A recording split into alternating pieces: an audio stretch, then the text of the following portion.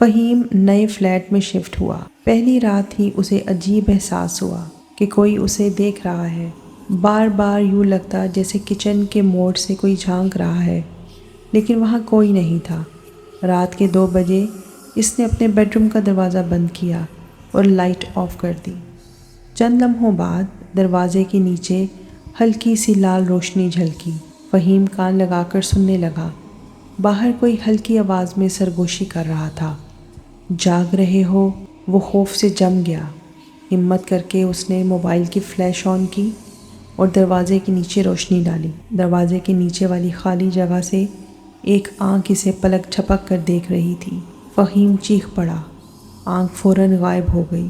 اگلی صبح وہ نیچے فلیٹ کے دروازے پر گیا کہ شاید کوئی پرینک ہو، مگر وہاں آدھی انچ کی بھی کوئی جگہ نہیں تھی۔ دروازہ مکمل لگا ہوا تھا، نیچے سے کچھ بھی نظر نہیں آ سکتا تھا۔ فہیم نے حیران ہو کر بلڈنگ کے گیٹ کیپر سے پوچھا، بھائی میرے فلیٹ کا پچھلا ٹیننٹ کون تھا؟ گیٹ کیپر نے خوف سے ہونٹ کاٹے۔ سر، اس فلیٹ میں 5 سال سے کوئی نہیں رہا۔ پچھلا آدمی اپنے کمرے کے اندر دروازے کے نیچے سے جھانکنے والی آنکھ دیکھ کر پاگل ہو گیا تھا۔ فہیم نے کانپتے ہوئے پوچھا، تم نے اسے دیکھا تھا؟ گیٹ کیپر نے سر ہلا کر کہا، نہیں سر، اس نے کہا تھا کہ آنکھ اس کے نام سے بلاتی تھی۔